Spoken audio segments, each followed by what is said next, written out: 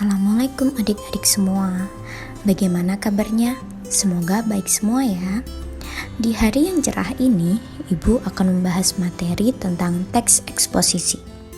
Langsung saja ya kita bahas. Selamat belajar. Hari ini kita akan mempelajari pengertian teks eksposisi, tujuan teks eksposisi, struktur teks eksposisi, ciri-ciri teks eksposisi, kaidah kebahasaan teks eksposisi, penyusunan teks eksposisi, dan yang terakhir adalah contoh dari teks eksposisi. Pengertian teks eksposisi. Teks eksposisi adalah suatu paragraf atau karangan yang memuat informasi dan pengetahuan yang disajikan secara singkat, padat, dan akurat. Teks eksposisi juga bisa diartikan sebagai teks yang memiliki fungsi menyampaikan gagasan-gagasan atau pemikiran-pemikiran tentang suatu topik. Teks eksposisi memiliki tujuan.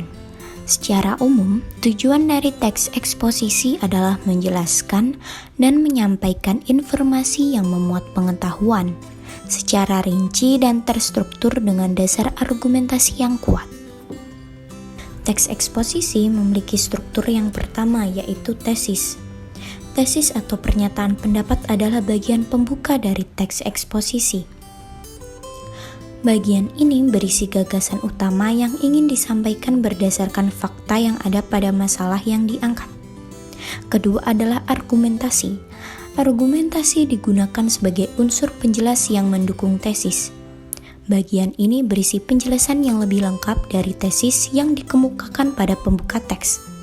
Umumnya berupa data hasil temuan, pernyataan ahli, alasan logis, dan fakta-fakta yang terjadi berkaitan dengan masalah yang dipaparkan. Dan yang terakhir adalah penegasan ulang. Bagian ini bertujuan untuk menegaskan kembali atau menguatkan pendapat yang sudah disampaikan di awal. Penegasan ulang juga memuat tentang rekomendasi atau saran dari permasalahan yang diangkat. Selanjutnya adalah ciri-ciri teks eksposisi. Yang pertama adalah berisi informasi dan pengetahuan. Kedua, penulisan singkat namun langsung pada intinya. Yang ketiga adalah objektif dan tidak memihak. Lalu terdapat kaidah kebahasaan yang meliputi pertama menggunakan bahasa yang baku. Kedua, menyatakan pendapat. Ketiga, menggunakan pronomina atau kata ganti. Keempat, menggunakan nomina atau kata benda. Yang kelima, menggunakan verba atau kata kerja. Dan yang terakhir adalah menggunakan konjungsi atau kata sambung. Langkah-langkah menyusun teks eksposisi, yaitu yang pertama adalah menentukan topik dan gagasan utama. Pada langkah awal ini, kamu harus menentukan tema atau topik yang akan dibahas dalam teks eksposisi. Tentukanlah gagasan utama yang akan diangkat menjadi masalah yang akan dibahas. Kedua adalah menentukan tujuan. Setelah menentukan topik yang akan dibahas, kamu harus memiliki tujuan utama yang ingin kamu targetkan dari penyusunan teks eksposisi ini.